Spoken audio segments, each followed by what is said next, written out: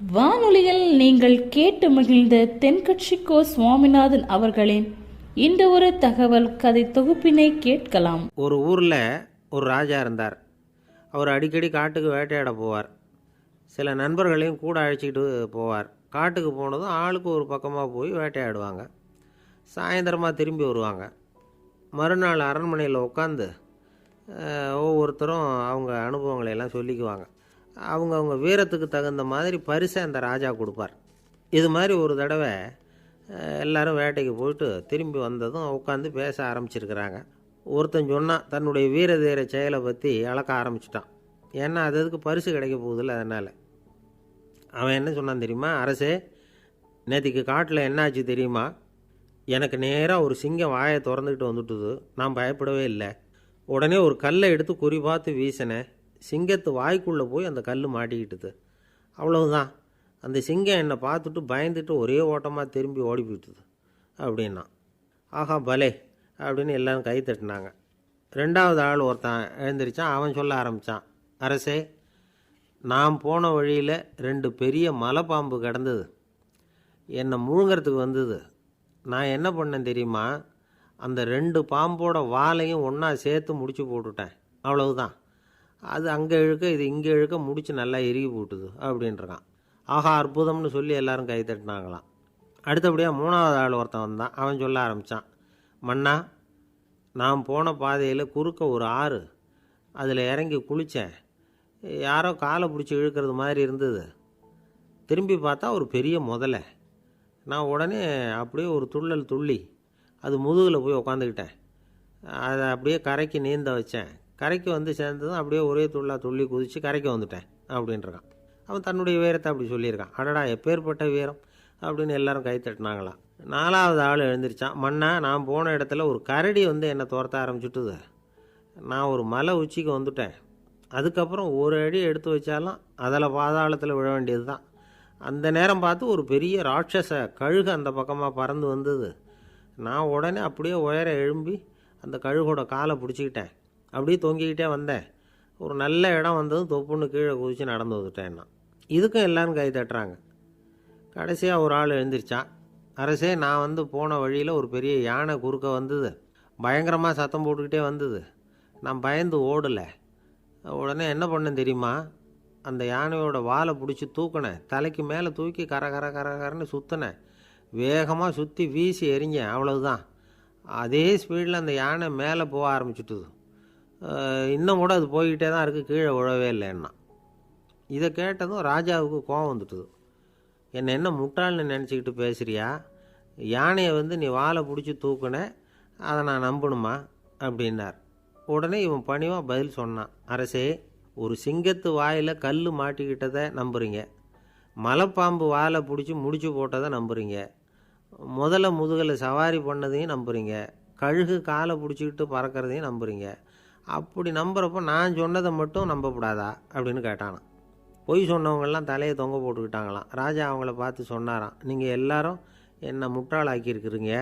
கடைசியாக பேசின இவன் தான் எனக்கு உண்மை எது பொய் எதுங்கிறத புரிய வச்சிருக்கிறான். இவன் தான் உண்மையான தைரியசாலி அப்படின்னு சொல்லி அவனுக்கே பரிசையெல்லாம் கொடுத்து பாராட்டினாராம். இப்படி ஒரு கதை. உண்மையை நிலைநாட்டுகிறவன் தான் உண்மையான வீரன் அப்படிங்கிறத இதிலிருந்து நாம் புரிஞ்சுக்கணும். இந்த காலத்துல எல்லாம் பொய் சொன்னால் தான் பிழைக்க முடியுங்கிறது ஒரு சில பேரோட நம்பிக்கை. ஒரு அப்பாவுக்கு தன் மகனுக்கு பொய் சொல்ல தெரியலையேங்கிற கவலை. பொய் சொன்னால் தான் இந்த உலகத்தில் பிழைக்கலாம், ஆனால் இவனுக்கு அது தெரியலையே, அதனால் இவனை அழைச்சிட்டு போய் நடுக்கடலில் விட்டுட்டு வந்துடுவோம் அப்படின்னு அழைச்சிட்டு புறப்பட்டான். கடற்கரைக்கு போனான். மகனுக்கு சந்தேகம், எங்கேப்பா என்னை அழைச்சிட்டு போகிறேன்னு கேட்டிருக்கான். கடலில் மீன் பிடிக்க கற்றுக் கொடுக்க போகிறேன் உனக்கு அப்படின்னானா. நான் ஏற்கனவே மீன் பிடிச்சிட்டேனேன்னானா இவன் மகன். எங்கே அதுன்னு கேட்டிருக்கான் அப்பங்காரன். சுட்டு சாப்பிட்டுட்டேன்ருக்கான் புள்ள. அப்பங்காரன் பார்த்தான், சரி நம்ம புள்ள பொழைச்சிக்கும் அப்படின்னு சொல்லி திருப்பி அழைச்சிட்டு வந்துட்டான். ஒரு ராஜா ஊரெல்லாம் சுற்றி பார்த்துட்டு வரலாம்னு ஒரு நாள் புறப்பட்டு போனார்.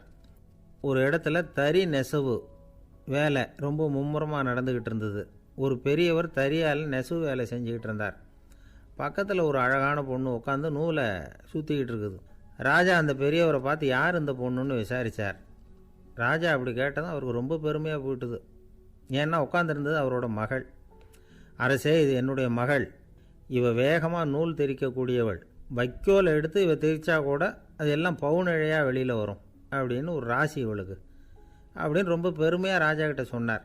ராஜா இதை கேட்டதும் அசந்துட்டார். அப்படியா, இவ்வளவு அழகும் சாமர்த்தியமும் உள்ள இந்த பொண்ணு என்னோட வரட்டுமே, இவளை என் மருமகளாக ஆக்கிக்கிறேன் அப்படின்னார் ராஜா. அந்த பெரியவருக்கு ஒன்றும் புரியல. ஏதோ கொஞ்சம் பெருமையாக சொல்ல போவோ அது இப்படி ஆகிட்டுதே அப்படின்னு கவலைப்பட்டார். இருந்தாலும் ராஜா பேச்ச தட்ட முடியுமா, மகளை அனுப்பி வச்சுட்டார். ராஜா அந்த பொண்ணை அரண்மனைக்கு அழைச்சிட்டு வந்தார். அங்கே ஒரு அறையில் வச்சு பூட்டி விட்டார். அந்த ரூமு நிறைய வைக்கோலை கொண்டாந்து போட்டு அடைச்சாங்க. 3 ராட்டைகள் வேறு வச்சுருந்தாங்க. நாளைக்கு பொழுது விடியறதுக்குள்ளே நீ இந்த வைக்கோலையெல்லாம் தங்க இழைகளாக மாற்றி காட்டணும். நாளைக்கு காலம்புறம் வந்து நான் இந்த அறை கதவை திறப்பேன். உன் தகப்பன் சொன்னது மாதிரி எல்லாம் தங்கமாக மாறி இருக்கணும், இல்லைன்னா நீ உயிர் தப்ப முடியாது அப்படின்னு உத்தரவு போட்டார். பாவம் அந்த பொண்ணு என்ன பண்ணும், பகல் பூரா அழுதுகிட்டே உட்காந்துருக்குது. ராத்திரி பூராவும் தூக்கம் வரல. மறுநாள் அதிகாலை நேரத்தில் யாரோ கதவை தட்டுற சத்தம் கேட்டுது. பயந்துக்கிட்டே கதவை திறக்கிறா. திறந்து பார்த்தா வெளியில் 3 அவலட்சணமான பெண்கள். ஒருத்திக்கு வந்து கால் அகலமாக முறை மாதிரி இருக்குது, இன்னொருத்திக்கு கட்டை விரல் கரண்டி மாதிரி பெருசாக இருக்குது, 3ஆவது பொண்ணுக்கு உதடு தடித்து ரப்பர் மாதிரி தொங்கிக்கிட்டு இருக்கு. யார் நீங்கள், உங்களுக்கு என்ன வேணும் அப்படின்னு கேட்குது இந்த பொண்ணு. நாங்கள் உங்களுக்கு உதவி செய்கிறதுக்கு தான் வந்திருக்குறோம் அப்படின்னு சொல்லி உள்ளே வந்தாங்க. உட்காந்தாங்க. கொஞ்ச நேரத்துக்குள்ளே உள்ளே இருந்த வைக்கோலையெல்லாம் தங்க இழைகளாக மாற்றி கொடுத்துட்டு போயிட்டாங்க. காலையில் ராஜா வந்தார், பார்த்தார். ஆகா பேஷுனார். இன்னும் கொஞ்சம் வைக்கோலை கொண்டாந்து அந்த ரூமில் போட சொன்னார். இந்த வைக்கோலையும் இன்றைக்கி தங்கமாக மாற்றிவிடு, நாளைக்கு மறுநாள் உனக்கும் இளவரசனுக்கும் கல்யாணம்னு சொல்லிவிட்டார். இன்றைக்கி ராத்திரி அந்த 3 பொண்ணுங்களும் வந்தாங்க. வைக்கோலை பொண்ணு இழைகளாக மாற்றினாங்க, புறப்பட்டாங்க. இந்த பொண்ணு அவங்க காலில் விழுந்து வணங்கினா. என் உசுரை காப்பாற்றினீங்க, உங்களுக்கு நான் என்ன கைமாறு செய்ய போகிறேன் அப்படின்னா. பயப்படாத, நீ விரும்பினா எங்களுக்கு ஒரு உதவி செய்யலாம். உன்னுடைய கல்யாணத்துக்கு நாங்கள் 3 பேரும் வரோம். நீ எங்களை வந்து வரவேற்று ராஜாக்கிட்டேயும் இளவரசர்கிட்டையும் நாங்கள் வந்து உன்னோட பெரியப்பா பொண்ணுங்கன்னு சொல்லி அறிமுகப்படுத்தி வை, நாங்கள் விருந்து சாப்பிட்டுட்டு போயிடுறோம் அப்படின்னாங்க. ரொம்பவும் சந்தோஷமாக சரின்னு ஒத்துக்கிட்டா. கல்யாண நாள் வந்தது. கல்யாணம் ரொம்ப கோலாகலமாக நடந்துக்கிட்டு இருக்கு. எல்லா தேசத்து ராஜா ராணிகளும் வந்துக்கிட்டு இருக்கிறாங்க. அந்த 3 அவலட்சணமான பொண்ணுங்களும் வந்து சேர்ந்தாங்க. யார் இவங்கன்னு கேட்டார் ராஜா. என் பெரியப்பா பொண்ணுங்க அப்படின்னா அந்த பொண்ணு. காலும் உதடும் கட்டை விரலும் ஏன் இப்படி உங்களுக்கு அவலட்சணம் ஆயிட்டுது அப்படின்னு கேட்டார். அதுக்கு அந்த பொண்ணுங்க பதில் சொன்னாங்க. என்ன செய்கிறது, ஓயாமல் வைக்கோலை நூற்று ஒருத்தியோட கட்டை விரல் அப்படி கரண்டி மாதிரி ஆயிட்டுது, நாக்கில் தொட்டு தொட்டு திரிச்சதுனால ஒருத்தியோட உதடு அப்படி ஆயிட்டுது, காலால் கட்டையை அழுத்தி அழுத்தி தறி போட்டதுனால இன்னொருத்தையோட கால் அப்படி ஆயிட்டுது. உங்கள் மருமகளாக வந்திருக்கிற இந்த பொண்ணு அந்த 3ஐயுமே செய்ய தெரிஞ்சவ தான். என்ன ஆக போதும் இன்னும் கொஞ்ச நாளில் அப்படின்னாங்க. அவ்வளவுதான். ராஜா பயந்துட்டார். அம்மா, இன்னையிலேருந்து நீ இளவரசனின் மனைவி, நீ எப்பவும் அழகாக இருக்கணும், அதனால் நீ இனிமேல் வைக்கோலை திரிக்கவே கூடாது அப்படின்னு உத்தரவு போட்டார். அவளை இக்கட்டான சூழ்நிலையிலேருந்து காப்பாற்றின அந்த 3 பொண்ணுங்களும் சந்தோஷமாக திரும்பி போயிட்டாங்களாம். சுவாமி சின்மயானந்தர் இந்த கதையை சொல்லியிருக்கிறார். தன்னலம் மறந்து சுயலாபத்தை வந்து தியாகம் செய்கிறது வைக்கோல்லேருந்து தங்க இழையை நூக்கிறது மாதிரி அப்படிங்கிறார் அவர். அது இருக்கட்டும், இப்போ நம்ம கதைக்கு வருவோம். ஒரு ராஜா தன்னோட மகனுக்கு சுயவரம் நடத்தினார். எல்லா தேசத்திலிருந்தும் ராஜகுமாரர்கள் வந்திருந்தாங்க. ராஜகுமாரியை கல்யாணம் பண்ணிக்கலாம்ங்கிற ஆசையில் சுயம்பர மண்டபத்திலேருந்து எல்லா ராஜகுமாரர்களும் அலறி அடிச்சுக்கிட்டு வெளியில் ஓடி வந்துக்கிட்டு இருக்கிறாங்களாம். ஏன் இப்படி எல்லாரும் மிரண்டு போய் ஓடி வர்றாங்கன்னு கேட்டார் ஒருத்தர். அதுக்கு இன்னொருத்தர் விவரம் சொன்னார். ராஜகுமாரியை இன்றைக்கி தான் அவங்க நேரில் பார்த்தாங்களாம், அதுதான் அப்படி ஓடி வந்துக்கிட்டு இருக்கிறாங்க அப்படின்னார். ஒரு பெரியவர் உட்காந்துருக்கிறார். அவரை சுற்றி அவருடைய தோழர்கள் உட்காந்துருக்கிறாங்க. ஏதோ ஒரு முக்கியமான செய்தியை அவர் வந்து அவங்களுக்கு சொல்லிகிட்டு இருக்கிறார். அவங்களும் ஆர்வமாக கேட்டுக்கிட்டு இருக்கிறாங்க. இந்த சமயத்தில் யாரோ ஒரு ஆள் வேகமாக அங்கே வர்றார். வர்ற வேகத்திலேயே எனக்கு ஏதாவது உதவி செய்யுங்க அப்படின்னு கேட்டுக்கிட்டே வர்றார். கேட்குறது உதவி, ஆனால் குரல் வந்து மிரட்டுறது மாதிரி இருக்குது, அதட்டி கேட்குறது மாதிரி இருக்குது. இதை கேட்டதும் அந்த பெரியவர் ஆத்திரப்படலை, ஆனால் அவரை சுற்றி இருந்தவங்க ஆத்திரப்பட்டாங்க. இதை பெரியவர் கவனித்தார். கொஞ்சம் அமைதியாக இருங்கன்னார். வந்தவரை கூப்பிட்டார். அவருக்கு சில பொருள்களை கொடுத்தார். என்னங்க இப்போ உங்களுக்கு மகிழ்ச்சி தானே அப்படின்னார். ஆ அப்படின்னு அலட்சியமாக அவர் சொல்கிறார். நான் உங்களை நல்ல முறையில் நடத்தினேன்னா அப்படின்னு கேட்குறாரு அவர் மறுபடியும். அதெல்லாம் ஒன்றும் இல்லை அப்படின்னு சொல்லி அவர் சொல்லிகிட்டு இருக்கிறாரு. குரலில் வந்து கடுமை குறையில. சுற்றி இருந்தவங்களால் இதை பொறுத்துக்க முடியல. கோபத்தோடு அவரை நோக்கி நெருங்க ஆரம்பித்தாங்க. பெரியவர் அவங்களையெல்லாம் தடுத்து நிறுத்தினார். வந்தவரை வாங்க என்னோட அப்படின்னு சொல்லி அழைச்சிட்டு போனார். வீட்டுக்கு போனார். அங்கே போனதும் இன்னும் சில பொருள்களை எடுத்து அவர்கிட்ட கொடுத்தார். இப்போ திருப்தி தானே, நான் உங்ககிட்ட நல்ல முறையில் நடந்துக்கிட்டேனா அப்படின்னார். அவர் முகம் இப்போ தான் கொஞ்சம் மலர்ந்தது. ரொம்ப நன்றி, இறைவன் உங்கள் குடும்பத்துக்கு எல்லா நன்மைகளையும் செய்வான் அப்படின்னு சொன்னார். இதே வார்த்தைகளை என்னுடைய தோழர்கள்கிட்டே சொல்லிட்டீங்கன்னா அவங்க கோபம் தணிஞ்சிரும், வர முடியுமான்னார். கண்டிப்பாக வர்றேன் அப்படின்னாரு. மறுநாள் காலையில் அந்த இடத்துக்கு வந்தார். அதே மாதிரி சொல்லிவிட்டு அவர் போயிட்டார். தோழர்கள்லாம் ரொம்ப வியப்போடு பெரியவரை பார்த்தாங்க. அந்த பெரியவர் தான் நபிகள் நாயகம்.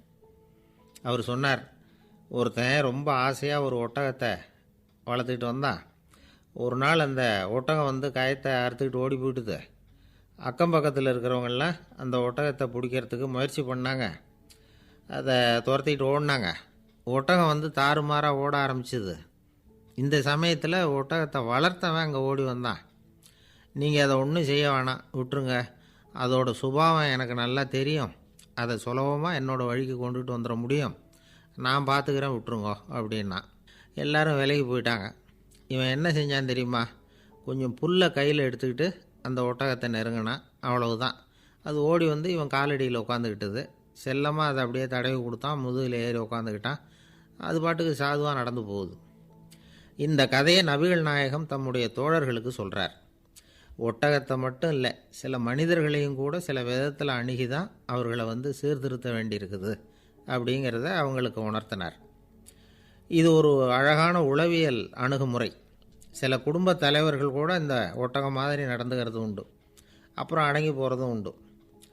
ஒரு குடும்பத் தலைவர் காலையில் எழுந்திரிச்சதுலேருந்து சத்தம் போட்டு கத்திக்கிட்டு இருப்பார். பக்கத்தில் இருந்தவங்கெல்லாம் ஓடி போய் சமாதானம் பண்ணி பார்த்தாங்க. அவர் ஓயறது மாதிரி தெரியல. கடைசியில் அவர் மனைவி வந்தாங்க. நீங்கள் எல்லாம் விலைக்கு போயிடுங்க, அவர் சுபாவம் எனக்கு தெரியும், நான் பார்த்துக்கிறேன் அப்படின்னாங்க. சரின்னு எல்லோரும் போயிட்டாங்க. சாயந்தரமாக பார்க்குறாங்க, அவர் சத்தம் இல்லாமல் ஒரு மூலையில் உட்காந்துருக்கிறார். ரொம்ப சாதுவா. ஆச்சரியமாக இருந்தது. என்னம்மா பண்ணீங்கன்னு கேட்டாங்க.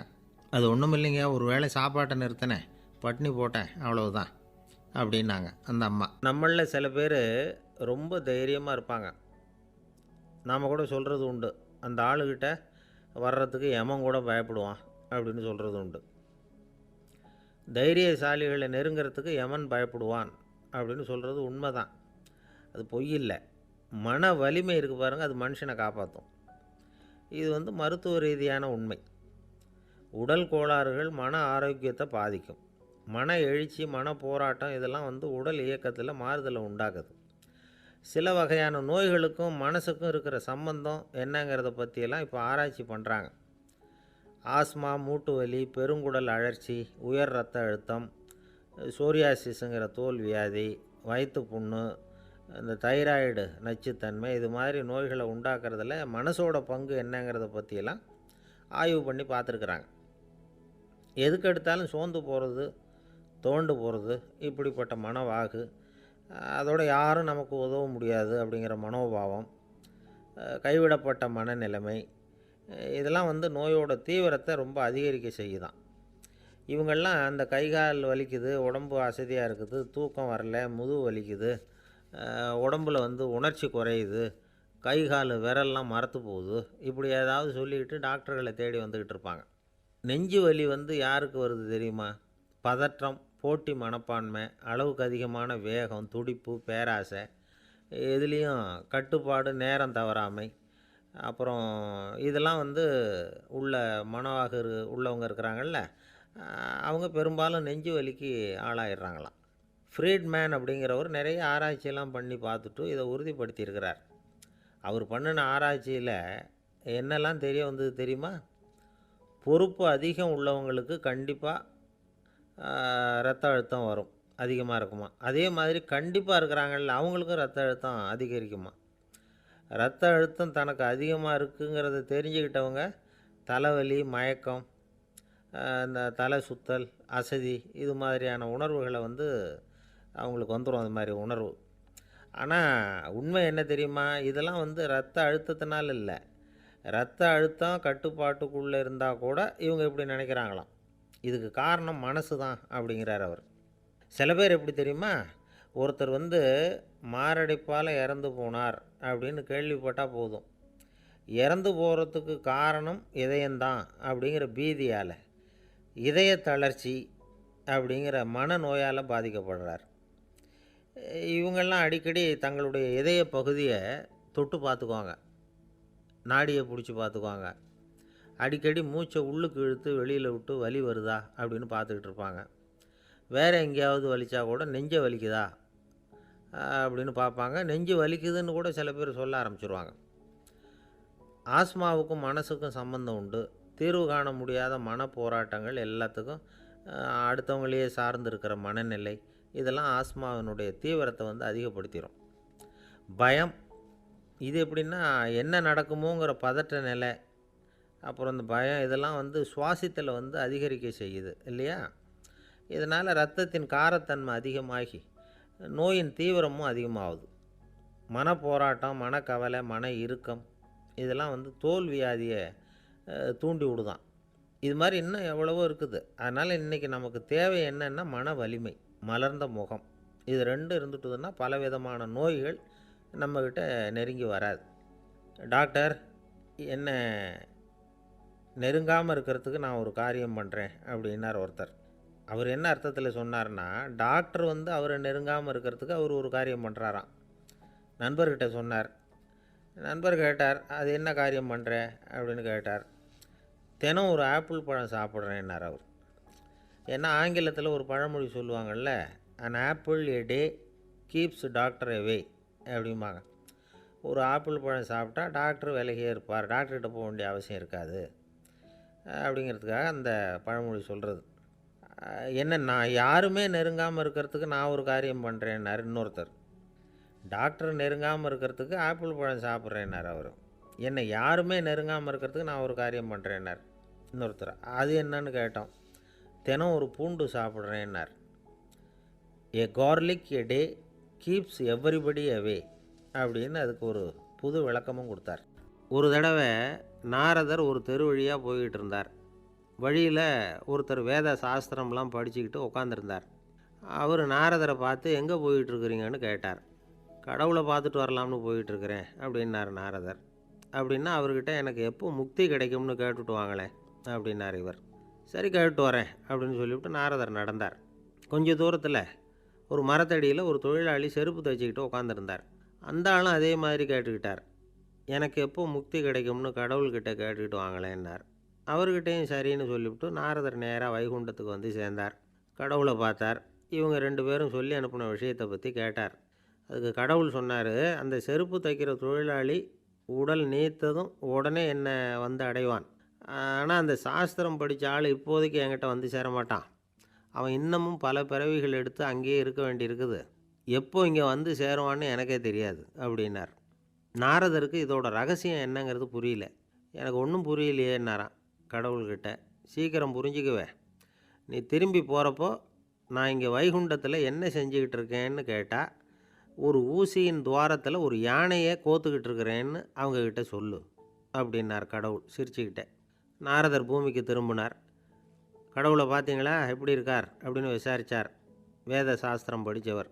ஓ பகவானா, அவர் யானையை ஊசியின் காதில் நுழைச்சிக்கிட்டு இருக்கிறார் பார்த்தேன்னார் நாரதர். ஊசி காதில் யானையா, அது எப்படி முடியும்? நீங்கள் சொல்கிறத நான் நம்ப மாட்டேன்னு விட்டார் அவர். சரி, இந்த ஆளுக்கு இறைவன் பேரில் நம்பிக்கை இல்லை அப்படிங்கிறத நாரதர் புரிஞ்சுக்கிட்டார். அடுத்தபடியாக அந்த தொழிலாளி இருந்த இடத்துக்கு போனார். இறைவனை பார்த்தீங்களான்னு கேட்டார் அவர். பார்த்தேன், ஒரு ஊசி துவாரத்தில் யானையை கோத்துக்கிட்டு இருந்தார் அப்படின்னு சொல்லிவிட்டு நாரதர் அந்த ஆள் முகத்தை கவனித்தார். அந்த தொழிலாளி இதை கேட்டுட்டு கொஞ்சம் கூட ஆச்சரியப்படலை. அவரால் முடியாத காரியம் கூட உண்டானார். என்ன இப்படி சொல்கிற, ஊசியின் துவாரத்தில் யானையை கோக்க முடியும்னு நீ நம்புறியா அப்படின்னு கேட்டார் நாரதர். நிச்சயமாக நம்புகிறேன்னார் அவர். அது எப்படி அப்படின்னு கேட்டார் இவர். இதோ பாருங்கள், நான் இந்த ஆலமரத்தடியில் தான் தினமும் உட்காந்துருக்கிறேன். தினமும் இந்த மரத்திலிருந்து எவ்வளவோ பழம் கீழே விழுது. இந்த பழத்தில் இருக்கிற ஒவ்வொரு விதையிலேயும் உள்ள ஒரு ஆலமரம் இருக்குது. ஒரு சின்ன விதைக்குள்ளே ஒரு பெரிய ஆலமரம் இருக்க முடியுங்கிறப்ப ஊசி துவாரத்தில் கடவுள் யானையை நுழைய வச்சாருங்கிறத ஒத்துக்கிறதுல என்ன கஷ்டம் இருக்குது அப்படின்னு ரொம்ப சர்வசாதாரணமாக பதில் சொன்னாராம் அந்த தொழிலாளி. நாரதர் யோசனை பண்ணார். இந்த தொழிலாளி வேத சாஸ்திரங்களையெல்லாம் படிக்கலைன்னா கூட அறிவுபூர்வமாக சிந்தித்து இறைவனை நம்புகிறான். அதனால தான் கடவுள் இந்த ஆளுக்கு சீக்கிரம் முக்தி கிடைக்கும்னு சொன்னார் அப்படிங்கிறத புரிஞ்சுக்கிட்டாராம். இந்த கதையில் வர்ற கடவுள், நாரதர், வைகுண்டம் இதெல்லாம் ஒரு பக்கம் இருக்கட்டும், ஒரு சின்ன விதைக்குள்ளே ஒரு பெரிய ஆலமரம் தூங்கிக்கிட்டு இருக்கு அப்படிங்கிற உண்மை, அந்தரத்தில் 1000 கிரகங்கள் சுற்றிக்கிட்டு இருக்குங்கிற உண்மை, இதெல்லாம் நாம் பார்த்துக்கிட்டு தானே இருக்கிறோம். இந்த உண்மைகள் அதிசயமாக நமக்கு தெரியறதுனால அதை நம்பாமல் இருந்துட முடியாது. இயற்கையை பரிபூர்ணமாக நம்புங்கள், அந்த நம்பிக்கையே நம்ம வாழ்க்கைக்கு ஆதாரம் அப்படிங்கிறத விளக்கறதுக்காக தான் இந்த கதை. இந்த காலத்தில் நம்ம பிள்ளைங்களுக்கெல்லாம் இது மாதிரி நம்பிக்கை அதிகமாகவே இருக்குது. ஒரு நாள் ஒரு சின்ன பையன்கிட்ட கேட்டேன், ஏன்பா கடவுள் ஒரு பானைக்குள்ளே ஒரு யானையை நுழைய வச்சுட்டாருன்னு சொன்னால் அதை நீ நம்புவியா அப்படின்னு கேட்டோம். நம்புவேன் சார், அது ஒன்றும் பெரிய அதிசயம் இல்லைன்னா. எப்படிறான்னு கேட்டோம். எப்படின்னா அந்த பானை அந்த யானையை விட பெருசாக இருந்திருக்கும், அவ்வளவுதான் அப்படின்னு சொல்கிறான். கங்கை கரை தோட்டம் பக்கத்தில் ஒரு ஆசிரமம், அங்கே ஒரு பெரியவர் தங்கியிருக்கிறார். அவர் தான் ராமகிருஷ்ண பரமஹம்சர். அந்த ஆசிரமம் இருந்த இடம் கரக்பூர். வங்காளத்தில் பொதுவாக எல்லோரும் மீன் சாப்பிட்றது உண்டு. கங்கையில் குளிச்சுட்டு கையில் ஒரு மீனோடு வர்றது வழக்கம். இவர் இருக்கிற இடத்துக்கு கங்கையில் படகு வழியாக வரணும். அப்படி தான் எல்லோரும் வருவாங்க. வர்றவங்கள ஒன்று கூட்டி ஆன்மீக விஷயங்களை பற்றி பேசிக்கிட்டு இருப்பார். ஒவ்வொரு நாள் ஒவ்வொருத்தர் நகரத்துக்கு போகணும், வரும்பொழுது மீன் கொண்டுக்கிட்டு வரணும். அதுக்கு ஒரு அட்டவணையே உண்டு ஆசிரமத்தில். அது பிரகாரம் ஒரு நாள் சுவாமி யோகானந்தர் படகில் போனார். படகை செலுத்தினவங்க ராமகிருஷ்ணரையும் சுவாமி யோகானந்தரையும் மற்றவங்களையும் பித்தர்கள் அப்படின்னு சொல்லி ஏளனமாக பேசினாங்க. அவங்க என்ன பைத்தியம் பிடிச்சவங்க அப்படிங்கிறது மாதிரி. சுவாமி யோகானந்தருக்கு ரொம்ப மென்மையான இதயம். இவங்க இப்படி கண்ணாபின்னான்னு பேசுகிறத பார்த்தா மீனை வாங்கிட்டு திரும்புகிறப்போ என்ன நடக்குமோ அப்படிங்கிற பயம் வேறு வந்துட்டுது அவருக்கு. அவ்வளவு மென்மையானவர். இதை தெரிஞ்சுக்கிட்ட ராமகிருஷ்ணர், யோகானந்தா இங்கே வா அப்படின்னு கூப்பிட்டார். இவர் கண்ணீரை தொடச்சிக்கிட்டே கிட்ட போனார். சொன்னார், ஐயா, படகு ஓட்டுறவங்க உங்களை பற்றி மோசமாக பேசுகிறாங்க. என்ன திட்டினா பரவாயில்ல, ஆனால் உங்களை அவங்க திட்டுறாங்க, அதை என்னால் தாங்கிக்க முடியல அப்படின்னார். இதை கேட்டதும் ராமகிருஷ்ணருக்கு கோபம் வந்துட்டு தான். என்னது, உன்னுடைய குருவை பற்றி அவங்க மோசமாக பேசும்பொழுது நீ சும்மா இருந்தியா, வெளியில் போ அப்படின்னு விட்டார். குரு நிந்தனை செய்கிறப்போ அதை கேட்டுக்கிட்டு சும்மா இருக்கலாமா? குரு நிந்தனையை கேட்டால் பாவம் இல்லையா? என்னை தூற்றும்போது அவங்க பாவம் செய்கிறாங்க, அதை கேட்டுக்கிட்டு நீ சும்மா இருந்தால் நீயும் பாவம் செய்கிற அப்படின்னாராம். அடுத்த நாள் சுவாமி நிரஞ்சனானந்தர் போக வேண்டிய நாள். இவர் படகுல போகும்பொழுதும் அதே மாதிரி நடந்து தான். அவங்க மோசமாக பேச ஆரம்பித்தாங்க, திட்ட ஆரம்பித்தாங்க. அப்படி கேலி பண்ண ஒருத்தனை இவர் என்ன பண்ணார், பலார்னு கன்னத்தில் அரைஞ்சிட்டார். இன்னொருத்தனை கங்கையில் தூக்கி எறியறதுக்கும் தயாராகிட்டார். அதுக்கப்புறம் அவங்க யாரும் வாயை திறக்கலை. மீன் வாங்கிட்டு வர்றப்பவும் படகுல ஒரே அமைதி, அவ்வளவு பயம் அவங்களுக்கு. ராமகிருஷ்ணர் கூப்பிட்டு விசாரித்தார் என்ன நடந்ததுன்னு. இவர் சொன்னார், அவர் யோகானந்தா போகும்பொழுது என்ன நடந்ததோ அப்படியே தான் இப்போவும் நடந்தது.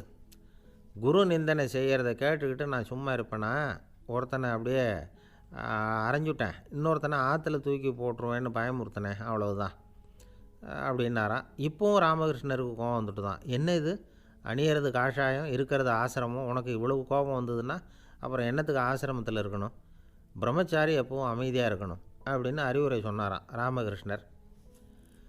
அப்போ இவர் கேட்டாராம், ஏங்க அவருக்கு ஒரு விதமான அறிவுரை சொன்னீங்க, எனக்கு வேறு விதமாக அறிவுரை சொல்கிறீங்க, இதில் எது உண்மை அப்படின்னு கேட்டிருக்கார்.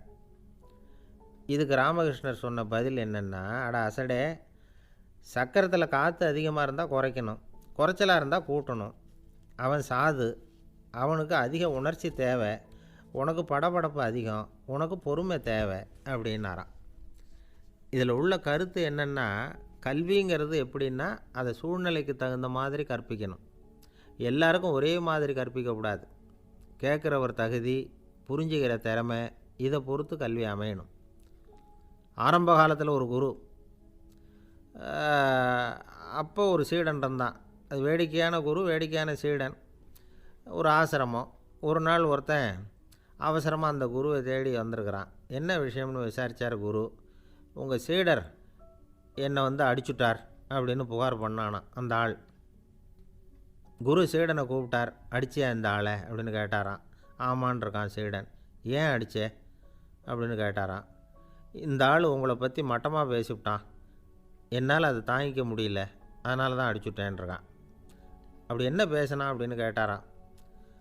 உன்னுடைய குருநாதர் இப்போல்லாம் அர்த்தமில்லாமல் பேச ஆரம்பிச்சிட்டார் அப்படின்னு சொல்லிவிட்டான், அதனால தான் அடிச்சுட்டேன் அப்படின்னானான்.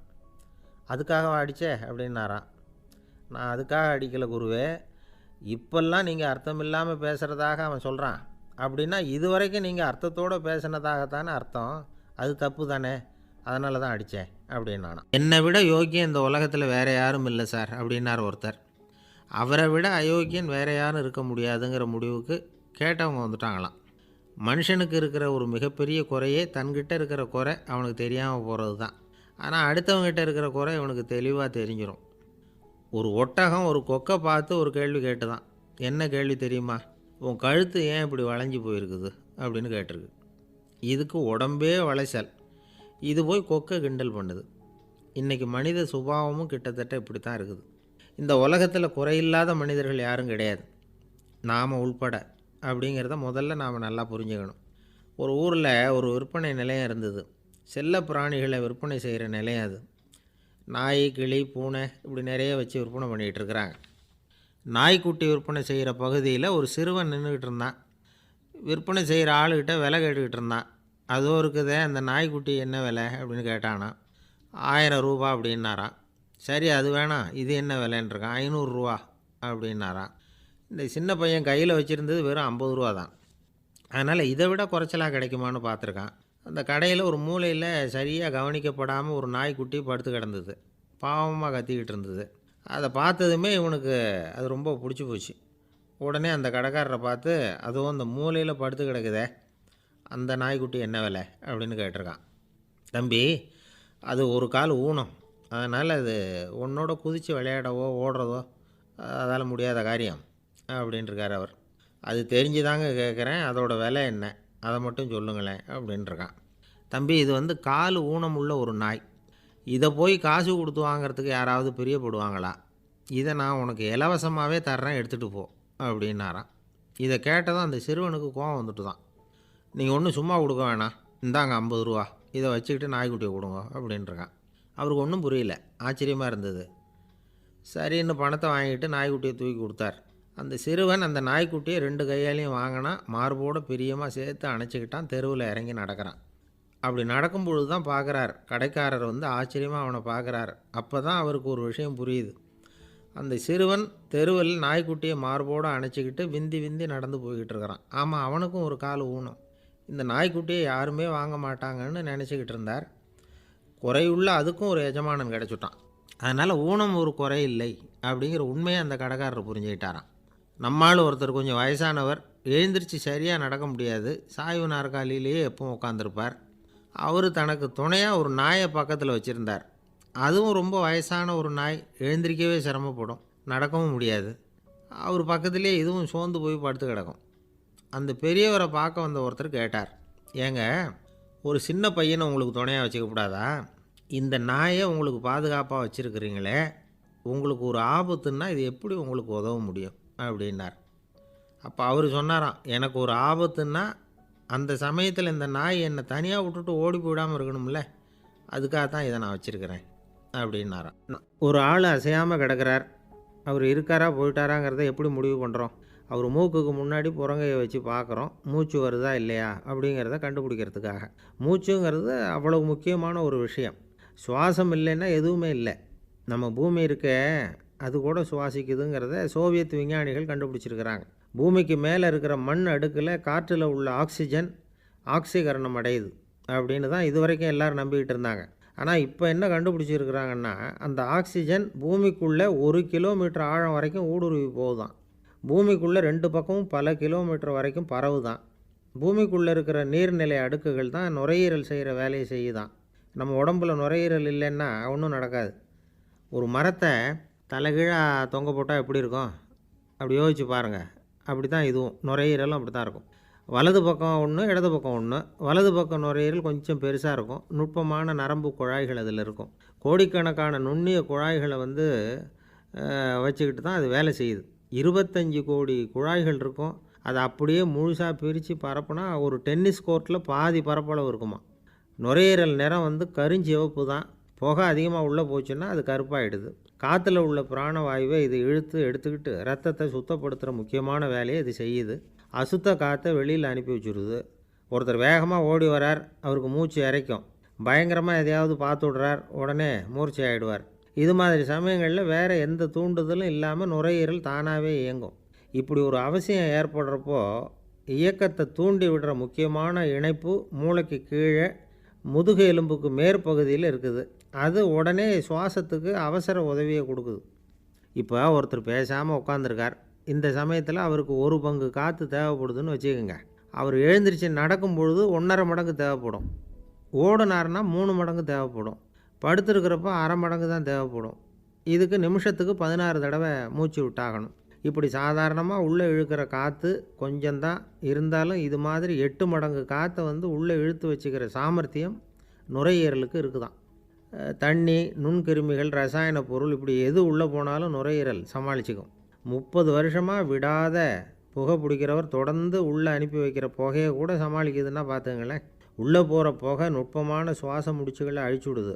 கறி புகை அது மேலே படிஞ்சு உபயோகம் இல்லாமல் பண்ணிவிடுது. ஆனாலும் தேவைக்கு அதிகமாக 8 மடங்கு கூடுதலாக சுவாச முடிச்சுகள் நம்ம உடம்புக்குள்ளே இருக்கிறதுனால சமாளிக்க முடியுது. சமாளிக்க முடியலன்னா சில சமயம் மூச்சு திணறும். அதை ஒரு எச்சரிக்கையாக எடுத்துக்கிட்டு புகை பிடிக்கிற பழக்கத்தை விட்டுடணும். அதுதான் நல்லது. ஆனால் அப்படி யார் விடுறது? இணை பிரியாத 2 நண்பர்கள் இருந்தாங்களாம். 2 பேரும் விடாமல் சிகரெட்டு குடிக்கிறவங்க. அதில் ஒருத்தன் செத்து போட்டான். இன்னொருத்தன் அதுக்கப்புறம் 2 சிகரெட்டாக குடிக்க ஆரம்பித்தானான். ஏன் இப்படி பண்ணுறேன்னு கேட்டிருக்காங்க. நான் 1 சிகரெட்டு தான் குடிக்கிறேன், செத்து போன என்னுடைய ஃப்ரெண்டு இருக்கானே செத்து போனவன், அவனுக்காக இன்னொரு சிகரெட்டு குடிக்கிறேன் அப்படின்னு நானான். இது ரொம்ப ஆபத்து, விட்டுடு அப்படின்னு சொல்லியிருக்காங்க. சரின்னு ஒத்துக்கிட்டான். ஆனால் அதுக்கப்புறமும் 1 சிகரெட் வீதமாக குடிச்சிக்கிட்டே இருந்தான். சிகரெட்டு பழக்கத்தை நீ இன்னும் விடலையான்னு கேட்டாங்களாம். அந்த பழக்கத்தை நான் எப்போவோ விட்டுட்டேன், இப்போ நான் குடிக்கிறது என் ஃப்ரெண்டுக்காக அப்படின்னு நானான். இவங்கெல்லாம் எப்படி திருந்துறது? வங்க நாவலாசிரியர் சரத் சந்திரர் ஒரு நண்பர் அவர்கிட்ட வந்தார். வழக்கமாக எல்லா எழுத்தாளர்கள்கிட்டையும் கேட்குற ஒரு கேள்வியை கேட்டார். நீங்கள் எழுத்துத்துறைக்கு வந்தது எப்படி? இதுதான் கேள்வி. அதை தெரிஞ்சு என்ன பிரயோஜனம்னார் சரத் சந்திரர். சும்மா சொல்லுங்களேன், தெரிஞ்சுக்கிறேன் அப்படின்னார் வந்தவர். சரி சொல்கிறேன்னு ஆரம்பித்தார். நான் ரங்கூனில் வேலை பார்த்துக்கிட்டு இருந்தேன். சம்பளம் பத்தல. வேலையும் பார்த்துக்கிட்டு ஒரு பலசரக்கு கடை வைக்கலாம்னு நினச்சேன். என்னால் மளிகை கடை வச்சு சரியாக நடத்த முடியுமாங்கிற சந்தேகம் என் மனைவிக்கு. அதை சோதனை பண்ணி பார்க்கணுங்கிறதுக்காக சில பொருள்களின் அளவு, அதோட விலை, இப்படி சிலதை சொல்லி எல்லாத்தையும் மனக்கணக்காக கூட்டி போட சொன்னாங்க. என்னால் சரியாக கூட்டி சொல்ல முடியல. உங்களால் மளிகை கடை நடத்த முடியாதுன்னு சொல்லிவிட்டாங்க. உடனே என்ன பண்ணுறது, வேறு வழி இல்லை, கதை எழுத ஆரம்பிச்சிட்டேன் அப்படின்னார். கேட்டவருக்கு சிரிப்பு வந்துட்டு தான். சரத் சந்திரர் ஒரு பக்கம் சீரியஸான நாவல்கள், சிறுகதைகள் எழுதியிருந்தாலும் அவருடைய இன்னொரு பக்கம் வேறு விதம். நண்பர்கள்கிட்ட பேசும்பொழுதும் சரி, அவர்களுக்கு கடிதங்கள் எழுதும்போதும் சரி, கேலியும் கிண்டலும் நகைச்சுவை உணர்வும் அதிகமாக இருக்கும். காந்திஜி ஒரு சமயம் கல்கத்தாவுக்கு வந்திருந்தார். தேசபக்தர்கள் பல பேர் அவர்கிட்ட பேசிக்கிட்டு இருந்தாங்க. அப்போது சரத் சந்திரரும் அங்கே இருந்தார். கிரண் சங்கர் ராய் அப்படிங்கிறவரும் அங்கே இருந்தார். அவர் சொன்னாராம், காந்திஜியோட பழகிய முதல் வங்காளி நான் தான். போயர் யுத்த காலத்தில் இவர் லண்டனுக்கு வந்திருந்தப்போ என்கிட்ட தான் வங்காள மொழி கற்றுக்கிட்டார் அப்படின்னாராம். உடனே சரத் சந்திரர் காந்திஜியை பார்த்து, இவர் உங்களுக்கு வங்காள மொழி கற்றுக் கொடுத்தது உண்மைதானா அப்படின்னாராம். ஆமான்னாராம் காந்தி. அதனால தான் உங்களால் வங்காள மொழி கற்றுக்க முடியல அப்படின்னாராம். எல்லாரும் சிரித்தாங்களாம். சரத் சந்திரர் சாம்தாபேர் அப்படிங்கிற கிராமத்தில் தங்கியிருந்தார். ஒரு இலக்கிய நிகழ்ச்சியில் கலந்துக்கிறதுக்காக. அதுக்காக ஒரு கல்கத்தாவுக்கு போக வேண்டிய சூழ்நிலை. அதுக்காக புறப்பட்டார். அந்த சமயத்தில் பின்னாடி இருந்து யாரோ அவரை கூப்பிட்டாங்க. இப்படி கூப்பிட்டவரை பார்த்து இன்னொருத்தர் யாரோ அதட்டி இருக்கிறாங்க. போகிறவரை ஏன் இப்படி கூப்பிடுறீங்க அப்படின்னு. ஏன் கூப்பிட்டா என்னன்னு கேட்டிருக்கார் சரத் சந்திரர். புறப்படுறவங்கள பின்னாடி இருந்து கூப்பிடுறது அபசகுனம், போகிற இடத்துல ஏதாவது ஆபத்து வரலாம் அப்படின்னு அதுக்கு விளக்கம் கொடுத்துருக்கிறார் அவர். உடனே சரத் சந்திரர் சொன்னாராம், இதோ இவங்க என்னை இலக்கிய கூட்டத்துக்கு அழைச்சிட்டு போகிறாங்களே, இதை விட வேறு என்ன ஆபத்து வந்துட போகுது அப்படின்னாராம். இப்படி சரத் சந்திரருக்கு இயல்பாகவே நகைச்சுவை உணர்வு உண்டு. அவருடைய நண்பர் ஒருத்தர் வீட்டுக்கு கூப்பிட்டுருந்தார். அங்கே ஒரு கச்சேரிக்கு ஏற்பாடு பண்ணியிருந்தாங்க. சரத்சந்திரருக்கு இயல்பாகவே கச்சேரியில் நீண்ட ஆலோசனையெல்லாம் கேட்குறதுக்கு பொறுமை இருக்காது. அதனால் மெதுவாக பாட போகிறவர் எப்படி அப்படின்னு கேட்டிருக்கார். அவருக்கு ரொம்ப நல்லா பாட தெரியும் அப்படின்னு சொல்லியிருக்கிறாங்க. அதுக்கு சரத்சந்திரர், பாட தெரியுங்கிறது சரி, பாட்டை நிறுத்த தெரியுமா அதை சொல்லுங்கள் முதல்ல அப்படின்னாராம். ஐயா, உங்கள் பேரை தொடர்ந்து தினம் கேட்டுக்கிட்டு இருக்கிறேன் அப்படின்னார் ஒருத்தர். தொடர்ந்து கேட்குறீங்களே, உங்களுக்கு காது வலிக்கலையா அப்படின்னு கேட்டோம். பேசுகிற உங்களுக்கே வாய் வலிக்கலை அப்படிங்கிறப்போ கேட்குற எங்களுக்கு எப்படி காது வலிக்கும் அப்படின்னார். நம்ம உடம்புல ஒரு அதிசயம் என்ன தெரியுமா? ரொம்ப நேரம் நாம் நடக்கிறோம்னு வச்சுக்கோங்க, கால் வலிக்கும். ரொம்ப நேரம் வேலை செஞ்சால் கை வலிக்கும், உடம்பு வலிக்கும். ரொம்ப நேரம் பார்த்துக்கிட்டே இருந்தால் கண்ணு வலிக்கும். ரொம்ப நேரம் பேசிக்கிட்டே இருந்தால் வாய் கூட வலிக்கும். ஆனால் ரொம்ப நேரம் கேட்டுக்கிட்டே இருக்கிறதுனால காது வலிக்கிறது இல்லை. அதனால் கேட்குறதுக்கு முக்கியத்துவம் கொடுத்தாங்க நம்ம பெரியவங்க. திருவள்ளுவர் தேவையில்லாமல் வார்த்தைகளை உபயோகப்படுத்த மாட்டார். ஒரு திருக்குறள்னு எடுத்துக்கிட்டாவே அதில் மொத்தம் 7 வார்த்தைகள், அவ்வளவுதான். அப்படி 7 வார்த்தைகள் மட்டுமே உள்ள ஒரு திருக்குறளில் வள்ளுவர் ஒரே வார்த்தையை 5 தடவை உபயோகப்படுத்தியிருக்கிறார், திரும்ப திரும்ப பயன்படுத்தியிருக்கிறார். அப்படின்னா அதை எந்த அளவுக்கு வலியுறுத்தி சொல்கிறார் அப்படிங்கிறத நாம் புரிஞ்சுக்கணும். அது என்ன குறள்? செல்வத்துள் செல்வம் செவிச்செல்வம், அச்செல்வம் செல்வத்துள் எல்லாம் தலை. செவிச்செல்வம்ங்கிறது அவ்வளவு முக்கியமானது. கற்றலின் கேட்டல் நன்று. அதிகம் கேட்கணுங்கிறதுக்காகத்தான் எவ்வளவு கேட்டாலும் காது வலிக்கிறதில்ல. குறைச்சலாக பேசணும், அதிகமாக கேட்கணும். இன்னொரு விஷயம் கவனிங்க. நம்ம உடம்பில் கண்ணுக்கு மூடி இருக்குது, எதையாவது நாம் பார்க்க விரும்பலைன்னா உடனே கண்ணை மூடிக்கலாம். நம்ம வாய்க்கு மூடி இருக்குது, பேச விருப்பம் இல்லையா, வாயை மூடிக்கலாம். மூக்குக்கு கூட மூடிக்கிற வசதி இருக்குது, எதையாவது முகர விருப்பம் இல்லையா, மூச்சை அடக்கிக்கலாம். ஆனால் பாருங்கள், காதுக்கு மூடி கிடையாது, அதை கையால் தான் மூட முடியும். யார் என்ன சொன்னாலும் அது நல்லதோ கெட்டதோ காதில் விழுந்துக்கிட்டு தான் இருக்கும். அறிவு தான் நல்ல விஷயங்களை எடுத்துக்கிட்டு கெட்ட விஷயங்களை விட்டுடணும். நல்ல கருத்துக்கள் நம்ம காதில் நிறைய விழுந்துக்கிட்டே இருக்கணும். அதை கேட்டு நாம் நல்லபடியாக வாழணுங்கிறது தான் படைப்பின் விருப்பம். ஆன்மீகவாதிகள் கூட ஒன்று சொல்லுவாங்க. அதாவது, ஆன்மீக பாதையில் நீங்கள் முன்னேறணும்னா முதல்ல சிரவணம் செய்யணும்பாங்க. அதாவது பெரியவங்க சொல்கிற நல்ல கருத்துக்களை கேட்கணும் அப்படின்னு அதுக்கு அர்த்தம். அதனால் யார் நல்ல கருத்துக்களை சொன்னாலும் அதை காது கொடுத்து கேளுங்க. இவ்வளவு கருத்துக்களையும் நம்ம நேயர் ஒருத்தர்கிட்ட சொல்லிகிட்டு இருந்தோம். அவரும் சரி சரின்னு தலையாடிக்கிட்டே இருந்தார். அப்புறம் சொன்னார், நீங்கள் சொல்கிறது சரிதான் சார், காதுக்கு மூடி இல்லைங்கிறது ரொம்ப சரி. அதனால தான் உங்கள் தகவல் கூட நாங்கள் விரும்புகிறோமோ இல்லையோ தினம் காதில் விழுந்துக்கிட்டு இருக்குது அப்படின்னார். எங்களுக்கு ரொம்ப பெருமையாக இருந்தது. அப்படியா அப்படின்னோம். ஆனாலும் என்ன மாதிரி சில பேர் நீங்கள் தகவல் சொல்கிற சமயத்தில் காதில் மூடி இல்லையேன்னு சொல்லி கவலைப்படுறதில்ல சார் அப்படின்னார். ஏன்னு கேட்டோம். காதை மூடுறதுக்கு தானே வசதி இல்லை, ரேடியோவை மூடுறதுக்கு வசதி இருக்குதுல்ல, அதனால் டக்குன்னு அதை மூடி வச்சுருவோம் அப்படின்னார். ஒரு ஊரில் ஒரு ராஜா இருந்தார். அந்த ராஜாவுக்கு ஒரு மந்திரி. ராஜா ரொம்ப நியாயமானவர், நேர்மையானவர், கண்டிப்பானவர். தப்பு செய்கிறது யாராக இருந்தாலும் தண்டனை கொடுப்பார். வேண்டியவங்களுக்கு ஒரு நியாயம், வேண்டாதவங்களுக்கு ஒரு நியாயங்கிறதெல்லாம் அவர்கிட்ட கிடையாது. ஒரு சமயம் அரசவையில் அந்த அமைச்சரே விதிமுறைகளுக்கு புறம்பாக ஏதோ நடந்துக்கிட்டு இருக்கார். மன்னருக்கு கோபம் வந்துட்டுது. உடனே அந்த அமைச்சரை கிட்டத்தில் கூப்பிட்டு அவர் கன்னத்தில் ஓங்கி ஒரு அறை கொடுத்துட்டாராம். உடனே அந்த அமைச்சர் என்ன பண்ணார் தெரியுமா? நேராக போனார், அங்கே நின்றுக்கிட்டு இருந்த இன்னொருத்தர் கன்னத்தில் ஓங்கி அரைஞ்சார். அறை வாங்கினவர் திகைச்சு போயிட்டார். இவர் ஏன் நம்மளை அரைகிறார் அப்படின்னு யோசனை பண்ணார். மன்னரும் திகைச்சு போயிட்டார். நாம் இவர் அரைஞ்சா அதுக்காக இவர் போய் இன்னொருத்தரை அரையணுமா அப்படின்னு யோசனை பண்ணார். இவருக்கு என்ன பைத்தியமானு கூட நினைக்க ஆரம்பிச்சிட்டார். ஆனால் என்ன ஆச்சுன்னா, அப்புறம் அமைச்சர் அவர் கவனிச்சிக்கிட்டு இருந்தாரா, அவர் இன்னொருத்தர் அரைஞ்சார் இல்லையா, அந்த அறை வாங்கின ஆசாமியை பார்த்து கத்திக்கிட்டு இருந்தார். யார்? அமைச்சர். ஏன்பா என்கிட்ட அறையை வாங்கிக்கிட்டு இப்படி விவரம் இல்லாமல் நின்றுக்கிட்டு இருக்கிறிய, நான் உனக்கு கொடுத்ததை நீ வேறு யாருக்கிட்டையாவது கொடுத்துரு அப்படின்னார். உடனே அந்த ஆள் பார்த்தான், தனக்கு அடுத்தபடியாக நின்றுக்கிட்டு இருந்தவனை ஓங்கி ஒரு அறை அரைஞ்சான். அவன் கன்னத்தை தடவிட்டே யோசனை பண்ணான். இது ஏதோ புரிஞ்சுக்கிட்ட மாதிரி அடுத்தாப்பில் நின்றுக்கிட்டு இருந்தவனை அரைஞ்சான். இப்படி இந்த அறை மாறி மாறி போய்கிட்டே இருக்குது. ஊர் பூரா பிரயாணம் பண்ண ஆரம்பிச்சுட்டுது. அன்றைக்கி ராத்திரி அந்த ராஜா படுக்கிறதுக்காக போனார். அந்த நேரம் பார்த்து அவர் கன்னத்தில் பலார்னு ஒரு அறை விழுந்தது. நம்மளே அரையிறது யார் அப்படின்னு அதிர்ச்சியோட மன்னர் திரும்பி பார்க்குறாரு. அரைஞ்சது அவரோட மனைவி. என்னாச்சு உனக்குன்னு கத்துனார் ராஜா. உங்களுக்கு தெரியாதா, ஊர் பூரா ஒருத்தர் மாற்றி ஒருத்தர் மூலமாக இந்த அறை பிரயாணம் பண்ணிக்கிட்டு வருது அப்படின்னாங்க அந்த அம்மா. அப்படின்னா ஆரம்பித்த இடத்துக்கே வந்துட்டுதா அப்படின்னாராம் மன்னர். என்ன சொல்கிறீங்கன்னு கேட்டிருக்காங்க. இவர் விவரத்தை சொன்னாராம். அப்படின்னா நீங்கள் ஆரம்பித்து வச்ச இந்த விளையாட்டை நான் முடிச்சு வச்சுட்டேன் அப்படின்னாங்களாம் அந்த அம்மா. மறுநாள் காலை மறுபடியும் அரசவை கூடிச்சு அந்த அமைச்சர் மன்னரை பார்த்து கேட்டார், என்ன மகாராஜா, என்கிட்ட கொடுத்ததை திருப்பி வாங்கிட்டீங்களா அப்படின்னாராம். இப்படி நடக்கும்னு நான் எதிர்பார்க்கவே இல்லைன்னார் மன்னர். ஆனால் நான் எதிர்பார்த்தேன். அது எங்கே போயிட போகுது, ஊர் பூரா சுற்றி கடைசியில் உங்ககிட்ட தான் வந்து சேரும் அப்படிங்கிறது எனக்கு தெரியும் அப்படின்னார் அமைச்சர். இந்த கதை வேடிக்கையாக இருந்தால் கூட இதில் உள்ள கருத்து முக்கியமானது. இந்த உலகத்தில் பல கருத்துக்கள் இப்படி தான் மாறி மாறி சுற்றி வந்துக்கிட்டே இருக்குது. நம்மால் ஒருத்தன் தன்னுடைய நண்பன் ஒருத்தனை கடத்தெருவில் பார்த்தான். உடனே ஓடி போய் பலார்னு ஒரு அறை கொடுத்தானான். அவன் கண்ணத்தை தடவிட்டு ஏன்டா என்ன அரைஞ்சேன்னு கேட்டிருக்கான்.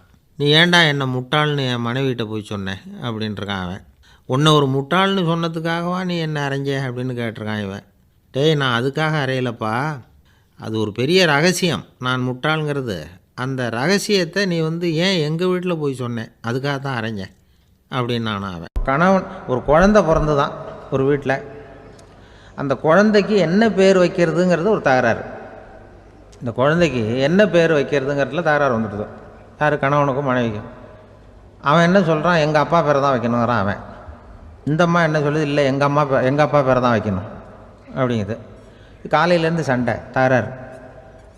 எதிர்த்த வீட்டுக்காரன் பார்த்தான், இது என்ன காலையிலேருந்து எதிர்த்த வீட்டில் தகராறு நடக்குது, என்னென்னு போய் கேட்டிருக்கான். என்னம்மா உங்களுக்கு உள்ள தகராறு, காலையிலேருந்து பார்த்தேன் அப்படின்னா. ஒன்றும் இல்லைம்மா, எங்கள் குழந்தைக்கு பேர் வைக்கிறதுல எங்களுக்கு உள்ளே ஒத்து போக முடியல. நான் எங்கள் அப்பா பேரை வைக்கணுங்கிறேன், அந்த அம்மா அவங்க அப்பா பேரை வைக்கணுங்குது.